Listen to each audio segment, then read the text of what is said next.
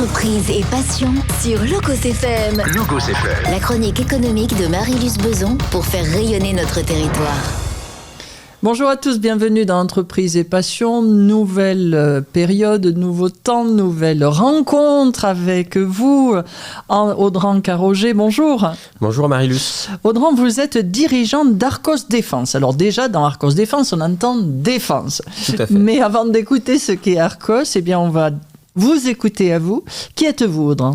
Oui, alors bonjour, merci de me recevoir. Donc, je m'appelle Audran, prénom original, avec un parcours original. Donc, je suis puy-de-Dômois, puisque je suis né à Thiers. Et j'ai ensuite très rapidement déménagé et habité dans plein de régions différentes, puisque ma maman était directrice d'hôpital. Et donc, au gré des mutations, j'ai habité en Corrèze, j'ai habité en Nièvre, j'ai habité dans la Marne, j'ai habité dans l'Aveyron, dans le Lot. Et puis, lorsque j'ai eu l'occasion de revenir sur Clermont-Ferrand, eh ben, j'ai saisi cette occasion. Et là, qu'avaient été les études un peu partout et qu'est-ce qui vous ramène ici ? Alors, j'ai suivi des études très classiques, donc un bac littéraire à l'époque, et j'étais pas prédestiné à faire de grandes études, je voulais rentrer dans l'armée. Et à l'époque, l'armée basait sa campagne de recrutement sur le fait qu'il y avait plus de 500 métiers accessibles. Et donc, on pouvait aller sur leur site internet, sélectionner 3 de nos qualités, 3 de nos défauts, et ça sortait un métier qu'on pouvait réaliser dans l'armée. Donc, c'est ce que j'ai fait, et je suis tombé sur maître chien, et j'avais 17 ans, j'étais encore à 1 an de mon bac. Et donc, aux grandes dames de ma mère qui a dû me promettre de m'acheter un chien pour que je puisse aller en contrepartie jusqu'au bac, on a réalisé ceci. Je suis allé jusqu'au bac, elle m'a acheté un chien. Et donc, j'ai absolument voulu faire maître chien dans l'armée. Problème étant, lorsque je me suis présenté au centre d'information et de recrutement des forces armées à Clermont-Ferrand, le recruteur a été très très honnête et m'a dit en ce moment, si vous rentrez dans l'armée, nous on a besoin de pompiers au bataillon de sapeurs-pompiers de Paris. Donc vous ne serez pas maître chien, vous serez pompier. Alors moi je dis non, moi pompier ça m'intéresse pas trop. Chien. Voilà. Et donc juste après mon baccalauréat, je suis parti faire une formation à Gramat, au CFPPA de Gramat, de maître chien en sécurité. Donc c'était une formation sur une année scolaire. Et donc ça reprenait 3 métiers, agent de sécurité, maître chien et SIAP 1. Donc les SIAP, ce sont les agents de service et de sécurité incendie et assistance à personne. Donc c'est souvent des agents de sécurité en polo rouge que vous pouvez croiser dans les grandes surfaces et les hôpitaux. Et il s'avère que Gramat détenait ce titre-là du lycée agricole de Saint-Gervais d'Auvergne. C'est le lycée agricole de Saint-Gervais d'Auvergne qui permettait à Gramat de faire cette formation-là. Et donc j'ai réalisé cette formation, je suis allé travailler un petit peu dans le monde... Avec le chien. Avec le chien, dans le monde du chien et de la sécurité. En parallèle, je me suis investi dans le milieu associatif aussi parce que les associations canines organisent des compétitions de dressage de chiens, incluant ou non des phases de mordant. Donc j'étais ce qu'on appelle un homme d'attaque. Donc je passais le costume et puis je me faisais mordre par les chiens. Et donc pris par cette passion-là, je suis ensuite rentré au Centre national d'instruction cynophile de la gendarmerie, toujours à Gramat, donc qui est le seul chenil de la gendarmerie qui va former tous les maîtres chiens et tous les chiens. J'y suis resté... De France. Voilà. Et ensuite, les maîtres chiens repartent en unité avec leurs chiens, mais effectivement de France et d'outre-mer. Voilà. Donc je suis resté quelques années et j'en suis ressorti.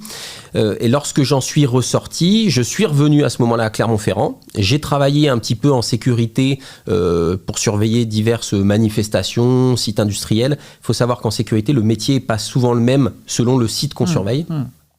Et ce fameux lycée agricole de Saint-Gervais d'Auvergne avait besoin d'un homme d'attaque, donc je suis allé bosser au lycée agricole de Saint-Gervais d'Auvergne.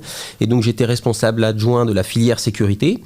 Donc on formait... C'est quoi les qualités qu'il y a derrière un métier pareil Alors souvent ce qu'on dit avec le chien, c'est métier passion. Ouais. C'est-à-dire qu'il faut être absolument passionné. Pourquoi ? Parce que le chien, qu'il pleuve, qu'il neige ou qu'il vente, il faut le sortir. Il faut s'en occuper. Donc c'est vraiment la passion qui prédomine.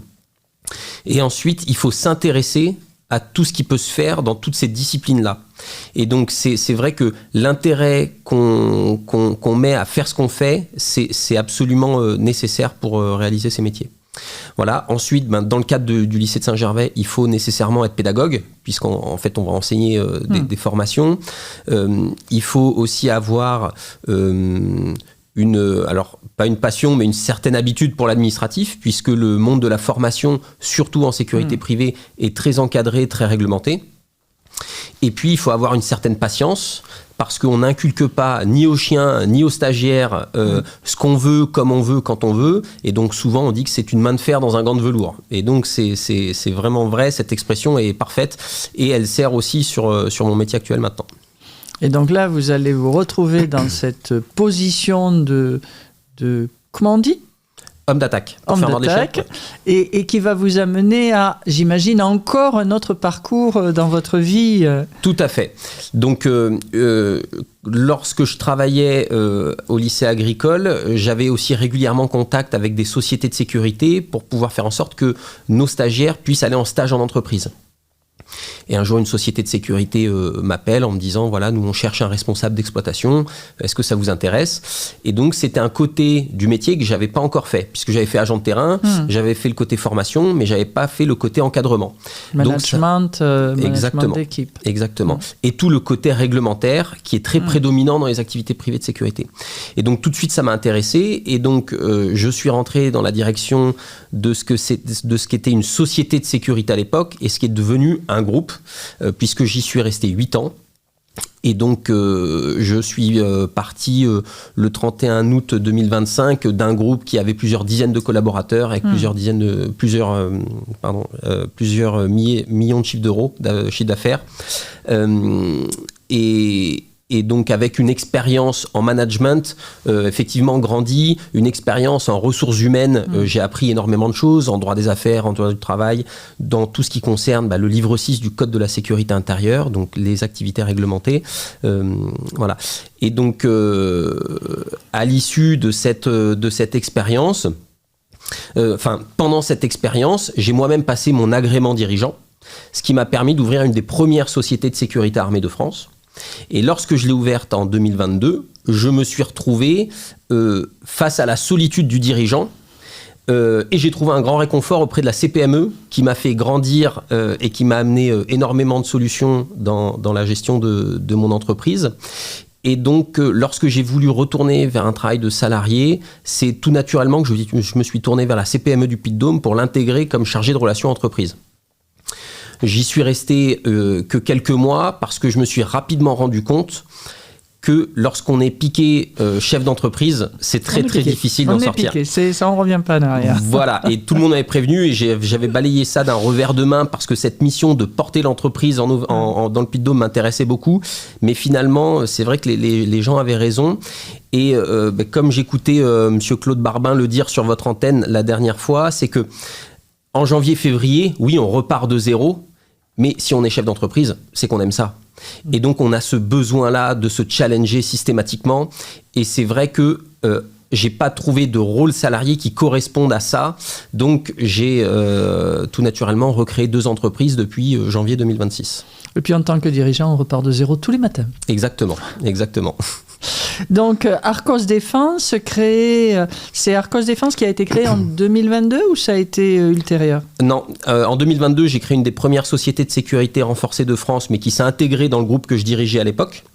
Et donc, Arcos Défense a été créé en 2026. D'accord. Et donc, votre objectif là-dessus ? Alors, l'objectif de Arcos Défense, alors déjà, il faut savoir que c'est 2 entités. On a la partie défense pour la partie sécurité renforcée armée et la partie Arcos Stratégie pour tout le volet accompagnement, conseil, audit sur l'encadrement des activités privées de sécurité. En France, nous sommes 300 000 agents de sécurité, 300 000 personnes à détenir ce qu'on appelle une carte professionnelle. Malheureusement, le schéma classique des sociétés de sécurité comme on l'entend est complètement, il a complètement atteint ses limites. Pourquoi ? Parce que désormais, on a des sociétés de sécurité qui fonctionnent exactement comme des boîtes d'intérim, c'est-à-dire qu'elles ne réalisent pas une prestation de sécurité, elles font de la mise à disposition de personnel. C'est la raison pour laquelle j'ai décidé, moi, de rester dans un marché de niche qui est la sécurité renforcée, donc avec des armes, plutôt que la sécurité classique qui est impactée par cet effet de mise à disposition de personnel. C'est peut-être difficile à comprendre pour les entreprises qui vous sollicitent, ou les structures qui vous sollicitent. Oui, c'est ça. en fait, on a du mal à comprendre que la sécurité peut être une source de satisfaction, que c'est pas simplement une dépense nécessaire imposée par un règlement ou par une assurance. Dès lors qu'on part de ce postulat selon lequel on est obligé de prendre une société de sécurité, on va au moins cher et puis on s'estime capable d'exprimer ses besoins sans prendre du tout en compte les conseils. Et donc, il n'est pas rare d'avoir un client qui contacte une société de sécurité qui demande 2 agents de tel jour à tel jour, de telle heure à telle heure. Et le prestataire va faire un devis en faisant 2 agents de telle heure à telle heure, de tel jour à tel jour. Et il va se trouver qu'en fait, quand les agents vont arriver, mais c'est pas 2 portes qui a surveillé, c'est 3. Mais le client, lui, savait pas qu'il fallait 3 agents pour surveiller 3 portes. La société prestataire, elle s'est pas renseignée. Donc, elle n'a pas du tout pensé sa prestation en amont. Et on se retrouve avec un cadre légal qui est en plus mal respecté parce que les agents le méconnaissent. Quand ils savent pas, ils demandent au client. Le client pense connaître, mais il ne connaît pas. Et en fait, souvent, je prends cette analogie-là. C'est quand on fait changer une porte chez nous, est-ce qu'on dit au menuisier comment il doit faire? Et est-ce qu'on ne serait pas choqué que le menuisier nous demande comment je dois faire? Bien sûr que si. Et pourtant, c'est le système qu'on nous impose sur les sociétés de sécurité classiques. Donc, c'est tout ça qui, à mon sens, doit changer. Et l'armement de la sécurité privée, c'est très, très nouveau. Et c'est ce qui permet de faire prendre conscience aux clients qu'on a des capacités, des connaissances qu'ils n'ont pas et qu'il faut qu'ils nous laissent prendre notre place de partenaire, d'appliquer notre obligation de conseil. Et ça, je le dis bien, c'est une obligation. Dans le livre 6 du Code de sécurité intérieure, on a l'obligation de conseiller le client et de nous laisser aussi respecter tout notre cadre légal. Et donc, ce sont les sociétés de sécurité, les sachants de la réglementation, ce ne sont pas les clients. Et le fait d'amener de l'armement dans ce côté-là, ça permet de dire aux clients, voilà, laissez-nous faire notre travail et après, on jugera sur le rendu, quoi. Alors, quand est-ce qu'on passe cette barre? Moi, ça fait 26 ans avec Phébus Communication que je fais de l'événementiel. Ça fait 26 ans que j'ai forcément des agents de sécurité sur mes événements, que ce soit des événements d'entreprise ou des événements comme la Caravane des métiers d'Auvergne-Rhône-Alpes Orientation. Quand est-ce qu'on passe ce gap d'aller vers, justement, de l'armement Quelle est la limite? Alors, ou la nécessité? Voilà. Il y a les deux. Je vais déjà aborder le côté nécessité de l'armement. Ce qu'il faut savoir, c'est quand on met en place des agents de sécurité, qu'est-ce qu'on attend d'eux? Donc, je prends l'exemple de la Caravane des métiers, puisque c'est une prestation que j'ai surveillée à l'époque de par mon entreprise. Et donc, on a une prestation qui se déroule, alors de mémoire, c'était Place de Jaude, où on a beaucoup de personnes qui vont venir. On met des agents de sécurité. Qu'est-ce qu'on attend d'eux? C'est ça la question fondamentale qu'il faut se poser. Si on met un agent de sécurité pour simplement contrôler les entrées, déjà, quand l'agent de sécurité il contrôle les entrées et que si son cadre légal lui permet, il procède peut-être à des palpations de sécurité, à de l'inspection visuelle des bagages ou à leur fouille, qui s'assure de sa sécurité à lui? Parce que lui, il est en train de travailler. Qui s'assure que personne n'est en train de frauder aux abords de l'entrée?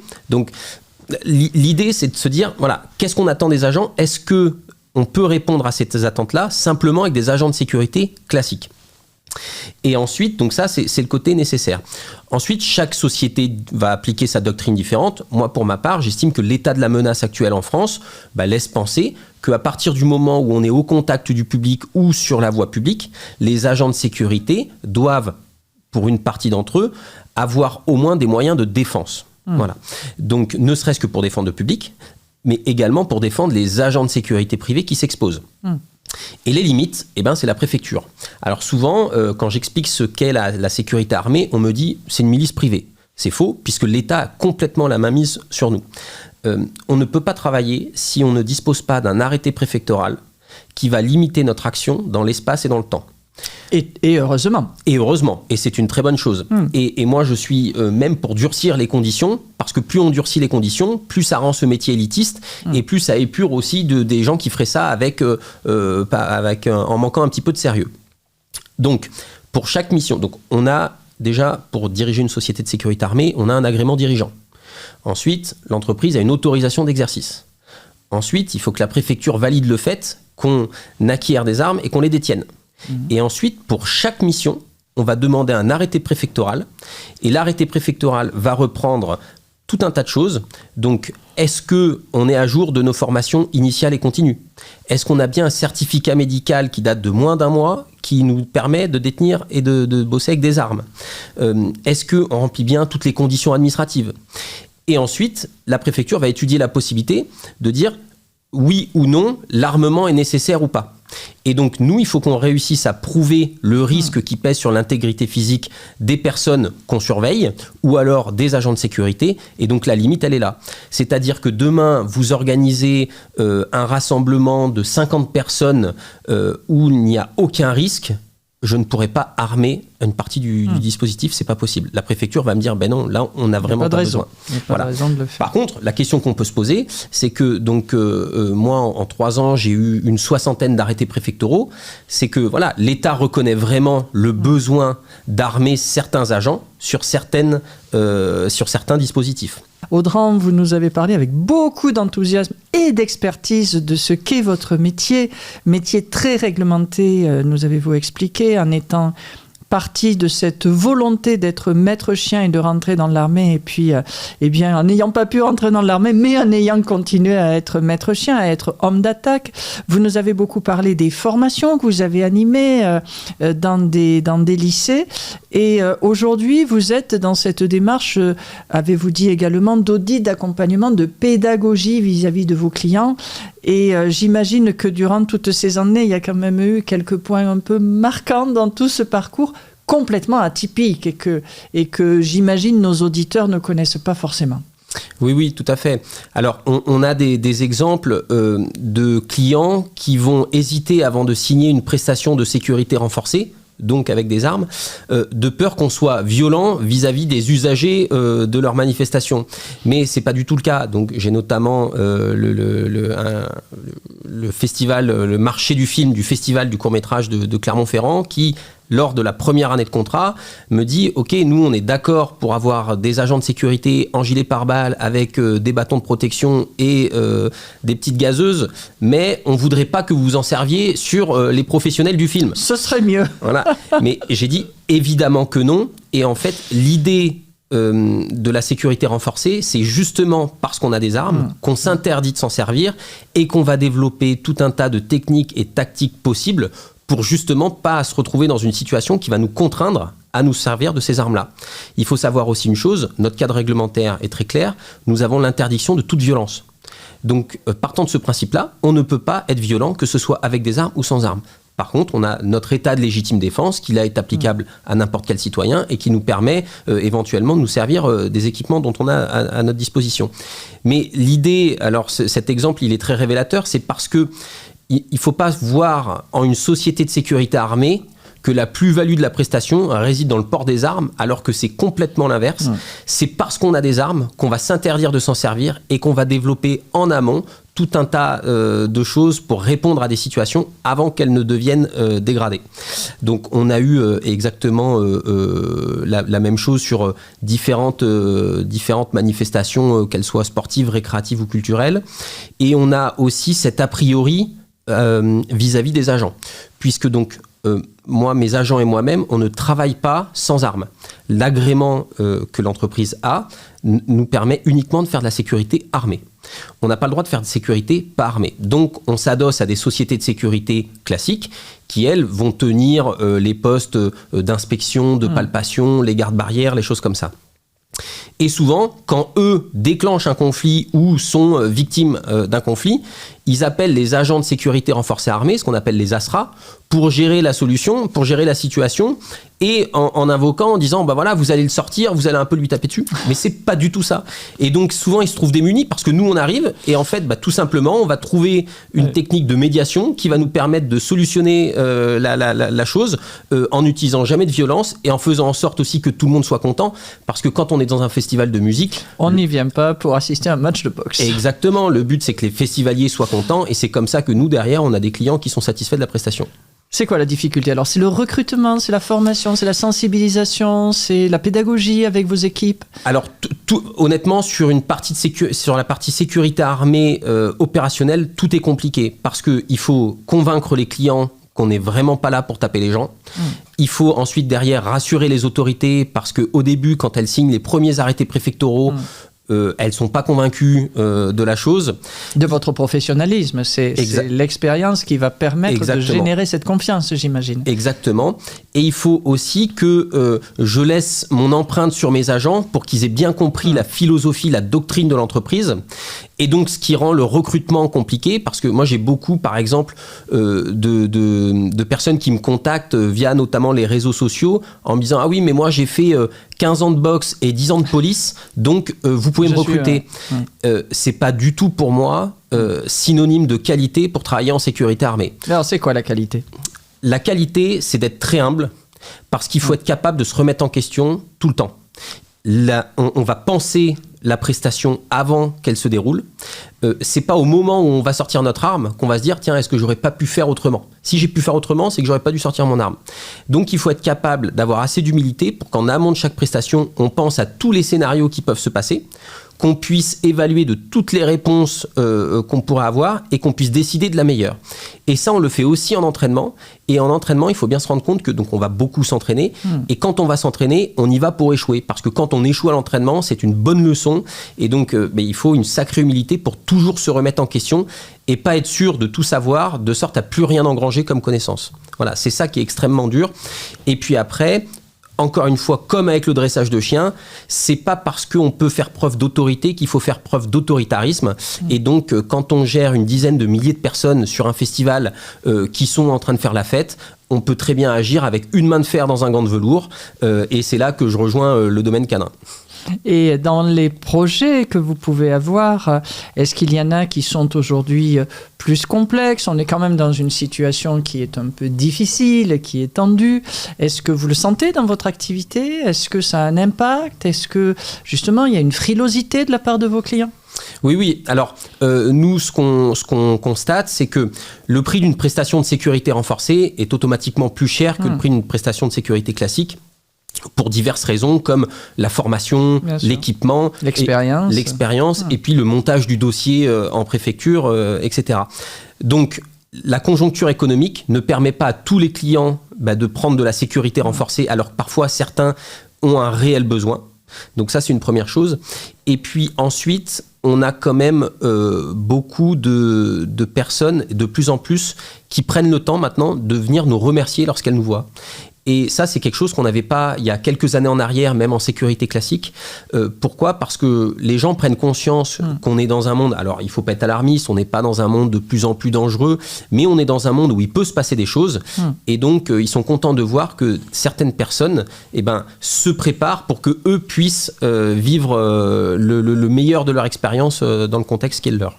Et en termes de recrutement, justement, c'est une difficulté, alors de recrutement ou de pérennité des équipes aussi, parce que j'entends derrière ce que vous dites que c'est très exigeant et que c'est en permanence être en capacité à analyser ce que l'on fait et à analyser autant ses réussites que ses échecs. Tout à fait. Alors sur la pérennité des équipes, j'ai pas de sujet. J'ai des collaborateurs qui me sont très proches, qui me suivent dans toutes mes ambitions, qui sont vraiment très fidèles, très loyaux, très professionnels et qui sont capables même de mener des missions de A à Z sans ma participation.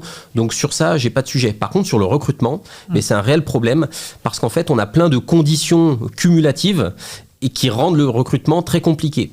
Parce que les prérequis pour être agent de sécurité sont compliqués. Pour être agent de sécurité armée, encore plus. Il faut que la personne soit quand même pas mal disponible. Il faut comprendre qu'on travaille beaucoup les soirs, les week-ends. Donc en termes de vie de famille, c'est compliqué. Il faut encore une fois avoir cette humilité qui est pas donnée à tout le monde. Il faut avoir cette capacité de travail en équipe. Il faut avoir un énorme sang-froid. Pourquoi ? Parce qu'on peut se faire insulter parfois pendant des heures et des heures. Et il faut pas du tout que ça réagisse. Il faut pas du tout réagir. Et donc, tous ces critères qui s'additionnent les uns aux autres rendent le recrutement très, très compliqué. Mais j'imagine que si ça n'était pas bien, vous ne seriez pas là en train de nous parler d'Arcos Défense. Audran, merci infiniment pour ce partage d'expérience. Ne nous quittez pas bien sûr sur l'antenne de Logos FM et à très bientôt dans Entreprise et Passion. C'était Entreprise et Passion sur Logos FM, la chronique économique de Marie-Luce Beson pour faire rayonner notre territoire.